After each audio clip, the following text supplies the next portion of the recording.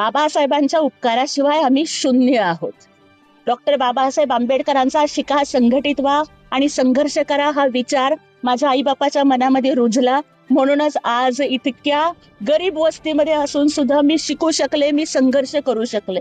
केवळ उमेदवारी दिल्यावरतीच नाही, तर शिवसेनेचा दसरा मेळावा असेल, वर्धापन दिन असेल, प्रत्येक स्टेजवरती मी अभिमानानं सांगते की भीमराज की बेटी मैं जय भीम वाली हूँ.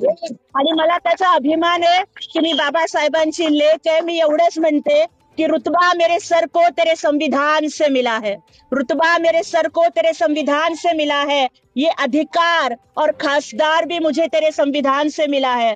औरों को जो मिला है वो शायद मुकद्दर से मिला है, लेकिन मुझको तो ये मुकद्दर भी बाबा साहब के संविधान से मिला. सोलापूर ही माझी मायभूमी आहे आणि म्हणूनच मी आधी सोलापूरच्या या मायभूमीला आणि ज्या मातीमधून मी घडले त्या भूमीला नतमस्तक होण्यासाठी मी इथे आले. सोलापूरचे माझ्यावरती अनंत उपकार आहेत, कारण एका तेलुगू बोलणाऱ्या मुलीला, एका मागासवर्गीय मुलीला सोलापूरकरांनी सूत्रसंचालिका असेल, वक्ता असेल, कार्यकर्ती असेल, एखाद्या पक्षाची शहर अध्यक्ष असेल, या प्रत्येक भूमिकेतून सोलापूरकरांनी स्वीकारलं आणि माझे सोलापूरकर बांधव हे माझ्या पाठीशी उभे राहिले. त्यामुळे दिल्लीमध्ये गेल्यानंतर सुद्धा गल्लीला सोलापूरला विसरणार नाही. सोलापूरच्या मातीचा स्वाभिमान दिल्लीच्या दरबारामध्ये सुद्धा घुमवत राहीन.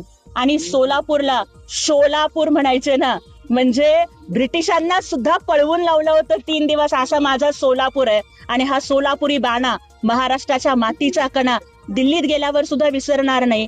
माझ्या लाखो सोलापूरच्या बांधवांना अभिमान वाटेल अशा पद्धतीचं काम मी करेन. मी राजकन्या नाहीये, मी संघर्ष कन्या आहे, गरीब आई बापाची पोरगी आहे. माझा बाप मोठा नाही, माझी आई मोठी नाही, माझी लोक मोठे नाहीत, माझं घर मोठं नाहीये, मी बंगल्यात राहत नाहीये. त्याच्यामुळे सोलापूरचे जे बांधकाम कामगार आहेत, सोलापूरच्या ज्या विडी कामगार महिला आहेत, आज इथं तुम्ही जेवढ्या महिला इथं उभारलेल्या बघताय, त्यातली कुणीतरी धुणी भांडी करायला जाते, कुणीतरी हॉस्पिटलमध्ये काम करायला जाते, कुणीतरी हॉटेलमध्ये चपात्या लाटायला जाते. या सगळ्यांच्या कष्टाची मला जाणीव आहे, कारण आज त्यांनी जो हार माझ्या सत्कारासाठी विकत आलाय तो त्यांच्या घामाच्या कष्टाच्या पैशाचा आहे. आणि त्याच्यामुळे त्यांच्या प्रत्येकीच्या आणि प्रत्येक कष्टकरी बांधवांच्या प्रश्नाला, सोलापूरचा पाणी प्रश्न असेल, रोजगाराचा प्रश्न असेल, या सगळ्या प्रश्नांना मी दिल्ली दरबारी आवाज उठवेन. आणि आमचे नेते एकनाथ शिंदे साहेब आणि खासदार डॉक्टर श्रीकांत शिंदे साहेब यांच्या मार्गदर्शनाखाली सोलापूरला आणि महाराष्ट्राला अभिमान वाटेल असं काम करेन असा विश्वास वाटतो. तुम्ही जर आमच्या चॅनलवरती नवीन असाल तर आमच्या चॅनलला लाईक, शेअर व सबस्क्राईब करा.